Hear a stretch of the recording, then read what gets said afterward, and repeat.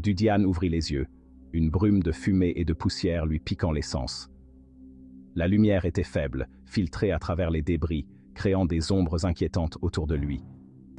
Il toussa, désorienté, l'air épais de l'odeur âcre du soufre et d'autre chose, quelque chose d'ancien et de métallique. Chaque respiration était un effort, chaque inspiration une lutte contre l'air vicié. La panique monta dans sa poitrine, le poids du tunnel effondré pesant sur lui, une manifestation physique de sa peur. Il pouvait sentir son cœur battre à tout rompre, chaque battement résonnant dans ses oreilles comme un tambour de guerre. Il devait sortir, il devait survivre. La détermination se fraya un chemin à travers sa peur, une lueur d'espoir dans l'obscurité oppressante. Repoussant les débris, il rampa, le corps endolori, l'esprit en course.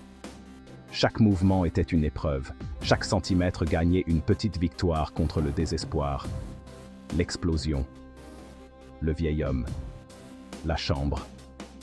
Les souvenirs revenaient par vagues, des fragments d'images et de sons se mêlant à la réalité. Tout cela avait semblé être un rêve fiévreux, une descente dans la folie. Mais maintenant, il savait que c'était bien réel, et il devait trouver un moyen de s'en sortir. Mais la douleur vive et lancinante dans sa jambe et le goût du sang dans sa bouche étaient des rappels brutaux de la réalité. Chaque pulsation de douleur était un rappel de sa situation désespérée. Il était en vie, mais pour combien de temps?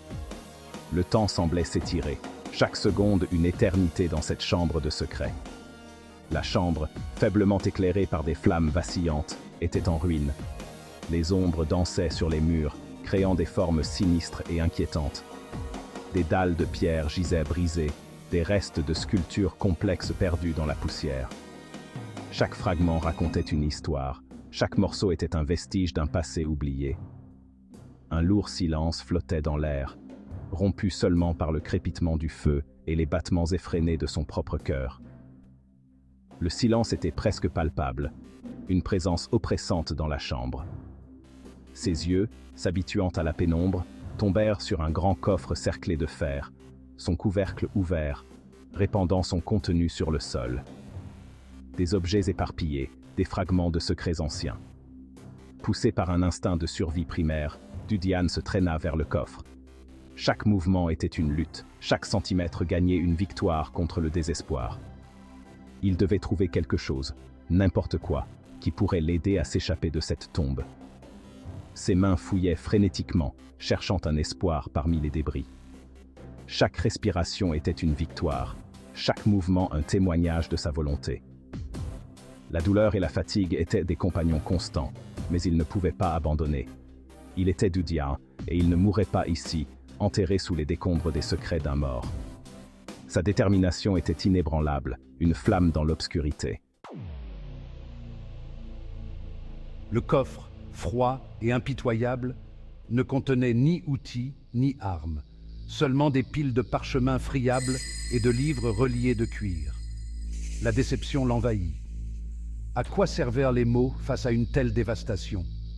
Il avait espéré trouver quelque chose de plus tangible, quelque chose qui pourrait l'aider à surmonter les épreuves qui l'attendaient. Il avait besoin d'une issue, pas de vieux parchemins poussiéreux. Ses écrits anciens semblaient inutiles, des reliques d'un passé révolu. Un faible gémissement s'échappa de ses lèvres, mélange de douleur et de désespoir. Il se sentait piégé, sans espoir de trouver une solution. Son regard tomba sur une main squelettique, ses doigts osseux serrés autour d'un étrange objet. Ce détail attira son attention, éveillant une curiosité inattendue. Le vieil homme. Il était toujours là, enseveli dans son sanctuaire, à jamais lié à ses secrets. Les secrets qu'il avait emportés avec lui dans la mort. Dudiane s'approcha prudemment, son cœur battant à tout rompre contre ses côtes. Chaque pas semblait résonner dans le silence oppressant de la pièce. L'odeur de la mort était suffocante, une présence étouffante dans l'espace confiné. L'air semblait lourd, chargé de mystères et de secrets anciens. Les mains tremblantes, il retira l'objet de l'emprise du mort.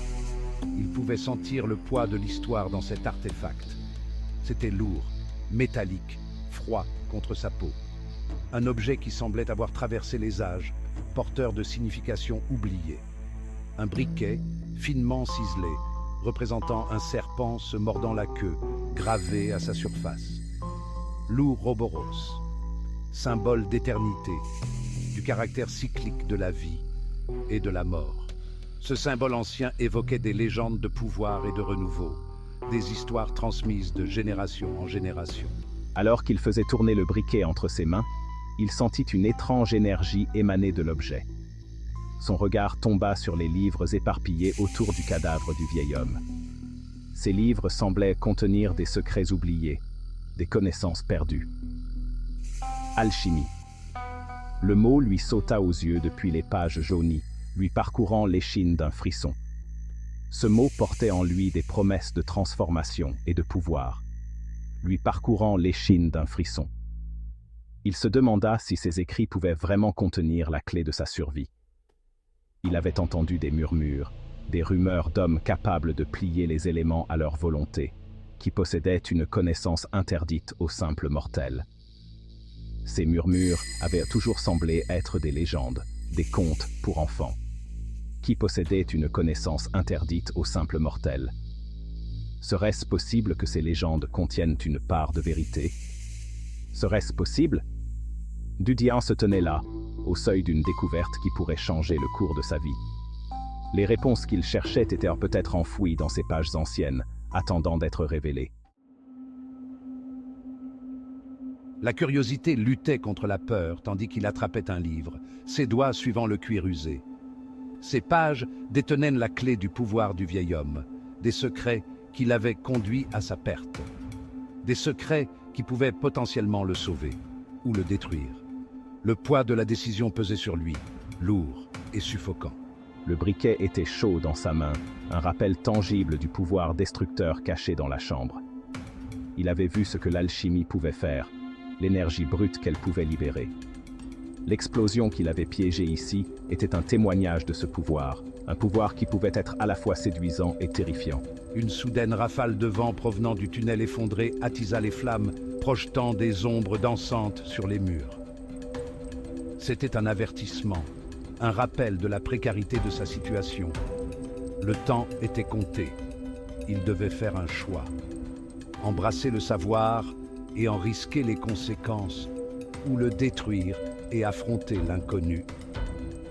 Son regard balaya la chambre, embrassant la dévastation, les vestiges d'une vie dédiée à un savoir interdit. Le vieil homme avait choisi sa voie, et elle l'avait conduite à la mort. Dudian ne répéterait pas son erreur, il ne serait pas consumé par le même feu. Section 4. Flamme de l'oubli, effacer le passé. Dans cette section, nous explorons le pouvoir destructeur et purificateur du feu, un élément qui efface les traces du passé. Le cœur lourd, il laissa tomber le livre sur le tas de petits bois. Chaque page contenait des souvenirs, des secrets, des fragments d'une vie qu'il voulait oublier. C'était comme s'il rejetait une bouée de sauvetage, une chance d'accéder à quelque chose de plus grand. Mais il savait que certains fardeaux étaient trop lourds à porter. Mais au fond de lui, il savait que c'était la bonne décision. Il devait avancer, se libérer des chaînes du passé pour pouvoir enfin respirer. Certains secrets étaient mieux enfouis, certaines connaissances trop dangereuses à posséder. Les mots écrits dans ces livres pouvaient détruire des vies, des civilisations entières. Il frappa le briquet, le son résonnant dans le silence. Ce simple geste marquait le début de la fin, une fin nécessaire pour un nouveau départ. Des étincelles jaillirent, enflammant le parchemin sec. Les flammes dansaient, symbole de purification et de renaissance. Les flammes jaillirent, voraces et brillantes, consumant les livres, les parchemins, l'héritage du vieil homme. Chaque page brûlée était une mémoire effacée, une histoire oubliée. La chambre, baignée d'une lueur orange, semblait vibrer d'une vie propre, l'air saturé de l'odeur du papier brûlé et d'autres choses, le parfum d'une magie oubliée. Une magie qui, peut-être, ne devait jamais être réveillée. Alors que le feu faisait rage, il ressentit un étrange soulagement l'envahir. C'était comme si les flammes emportaient avec elles ses peurs et ses regrets. C'était fini. Le passé était effacé, le savoir consumé par les flammes. Les souvenirs douloureux, les erreurs, tout disparaissait dans le brasier. Il était libéré du poids des secrets du vieil homme, libre de tracer sa propre voie. Chaque pas loin du feu était un pas vers une nouvelle vie, une vie sans les ombres du passé. Mais la peur subsistait, une compagne constante au fond de son esprit. La peur que certains secrets ne puissent jamais vraiment être effacés. Le tunnel. Il devait atteindre le tunnel, trouver un moyen de sortir avant que le feu ne consume tout. Chaque seconde comptait, chaque mouvement était crucial. Il rampa vers l'ouverture, ignorant la douleur qui lui transperçait la jambe, les yeux fixés sur l'éclat de lumière qui représentait l'espoir. L'espoir d'une nouvelle aube, d'un nouveau départ. Il survivrait. Il le devait. Pour lui-même, pour ceux qu'il aimait, pour un futur qu'il pouvait enfin envisager sans les chaînes du passé. Section 5. Une lueur d'espoir. Retrouvailles au milieu des ruines. Émergeant du tunnel, il s'effondra sur le sol froid et dur, cherchant son souffle. L'air, bien qu'imprégné de l'odeur persistante de la fumée, avait un goût de liberté. Il avait échappé à l'enfer, avait une fois de plus trompé la mort. Mais son calvaire était loin d'être terminé. Il se redressa, son regard balayant le paysage désolé. Le monde extérieur à la chambre était tout aussi impitoyable, témoignage de la puissance destructrice qui avait ravagé les lieux. Mais au milieu des ruines, un mouvement attira son attention. Zach, sa voix, rauque de fumée et d'épuisement, était à peine un murmure. Serait-ce possible? Aurait-il survécu? L'espoir, fragile mais persistant, fleurit dans sa poitrine. Une silhouette émergea de derrière un tas de gravats, le visage marqué de soulagement. Julian, tu es en vie. C'était Zach, les vêtements déchirés, le visage couvert de suie, mais les yeux brillants d'une joie sincère. Derrière lui, Mason et Cham, l'air aussi soulagés que Zach, se précipitèrent vers lui. Ces retrouvailles au milieu des ruines étaient un moment d'espoir, une lueur dans un monde plongé dans les ténèbres.